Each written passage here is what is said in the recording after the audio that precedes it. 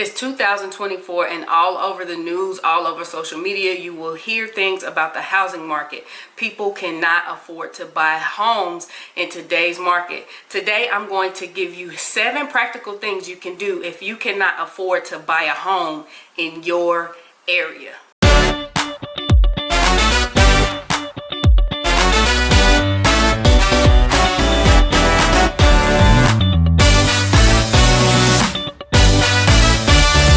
Hey there, and welcome to my channel. This is a channel where we are discussing all things real estate. My name is Whitney Michael and I'm a local realtor here in the Hampton Roads area. Do me a favor, if you find this content valuable or entertaining, please go ahead and hit the subscribe button.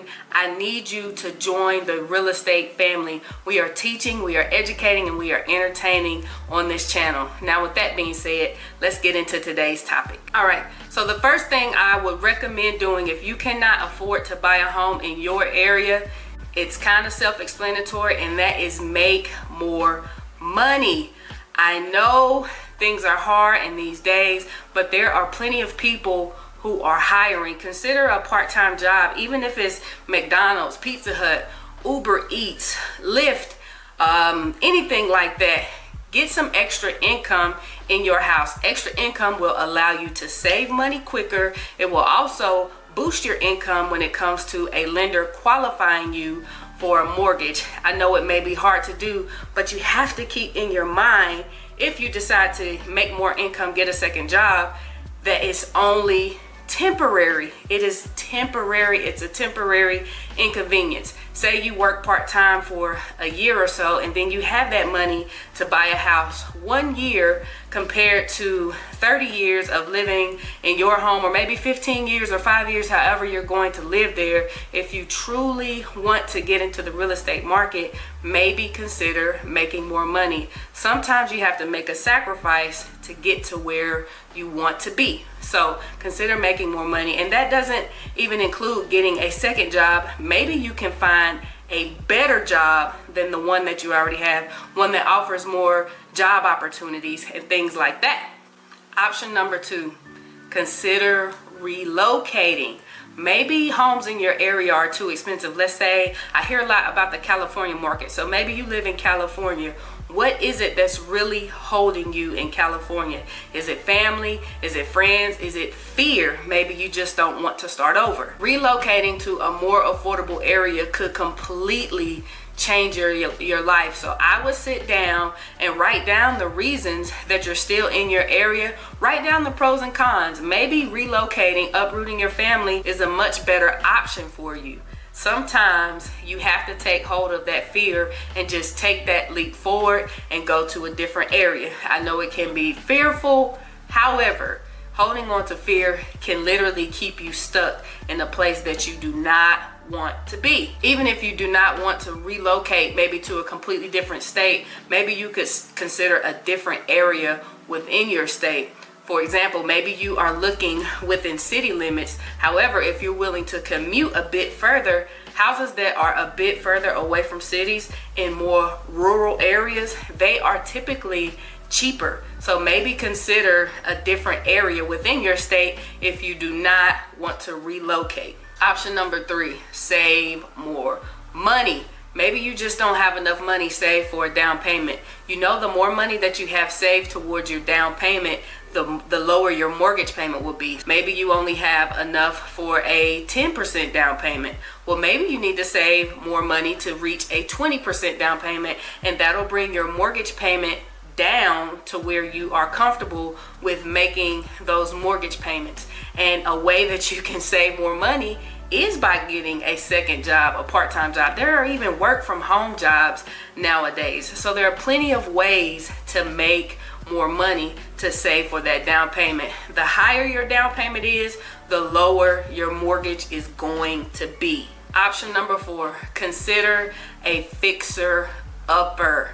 Consider a fixer-upper. There is nothing wrong with purchasing a home that needs a little work and putting some sweat equity into it. Sometimes purchasing a fixer-upper is going to give you a much higher ROI, which means return on investment. So fixer-uppers 99% of the time are much lower than homes that are move-in ready. So maybe you don't mind putting a little sweat equity into your home to be able to make it the home that you absolutely want. Now, with purchasing a fixer-upper, you may be able to qualify for a 203K loan. Now, a 203K loan is where you apply for one loan, but they give you enough money to purchase the home and to renovate the home. In order to do something like that, you need to have a qualified contractor give you an estimate of what the repairs on the home would be. But that is a good option when it comes to purchasing a fixer-upper. You still have to make a down payment, but remember, because it's not as much as a move-in ready home, the home is going to be lower price, which is going to make it more affordable for you. That's what a lot of investors do. And when I say that's what a lot of investors do, I mean they buy a home that needs work, they put the work in, they renovate it, they either live in it, rent it out, they house hack, and things like that. So that's a way you can get your foot into the real estate door. Option number 5, this is all over the internet. This is what gurus will tell you to do. And being honest, if my husband and I would have known about it, it may be something that we would have done. It is called house hacking. House hacking can be a game changer. House hacking is simply where you buy a home and you rent out a portion of it. A lot of people think it can only be done with duplexes. Now, it does work really well with duplexes. However, you can still do it in a single family home, a townhome, whatever you'd like to do. So for instance, let's say you have a 4-bedroom home and you have an extra spare bedroom. No one's using it. You can rent out that room. Of course, they would still need access to the common areas in your home, but you could rent out that room for maybe $700, $600. It depends on your area. So house hacking is a good way to be able to afford a home. And the portion that they give you, let's say the $600 or $700, you apply that to your mortgage payment, which makes your mortgage payment even lower. So house hacking is a really good option when it comes to being able to afford a home. Again, if my husband and I would have known before we bought a single family home and had kids, we probably would have house hacked. I'm just being honest. Option number 6, consider non-traditional ways to purchase a home. A lot of people only think about VA loans, FHA loans, and conventional loans. Those are the traditional ways to finance a home, and they're great if you can qualify, but there are different options for you, such as seller financing, finding a hard money lender. You can consider things like rent to own or even crowdfunding. You can also even look online at some online auction sites. They have deals to where you can purchase a home below market value. They're most likely fixer-uppers, but that's okay. Remember, I said buying a fixer-upper is not a bad thing. So many times in today's day and age, especially with social media and the glitz and glamour of it, everybody wants everything right now. You want everything move-in ready. You want everything to be perfect. But putting the work in on a fixer-upper will most likely get you a higher ROI. I cannot stress it enough. There's nothing wrong with putting a little sweat equity into your home. You'll make more money when you sell it, and you'll probably be more proud of it, saying, I did that. Option number 7, apply for home buyers assistance programs. There are many programs out there, depending on what area you're in, that can help you qualify for a home. HUD is a good place to start. USDA has good home buying programs as well. So do not negate to do some research. There are different grants that you can qualify for, especially here in the Hampton Roads area. So make sure you do your research and see what type of home buying assistance programs you can qualify for.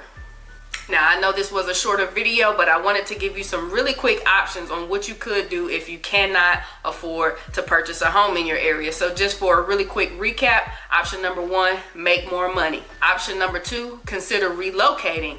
Option number 3, save more money for a down payment. Option number 4, consider a fixer-upper. Option number 5, house hack. Option number 6, consider non-traditional ways to purchase your home. And option number 7, do not negate looking for home buying assistance programs. All right, if you found this video valuable or even entertaining, please hit that subscribe button. Like I said, I need you to join this real estate family. Thank you guys so much for watching. Peace.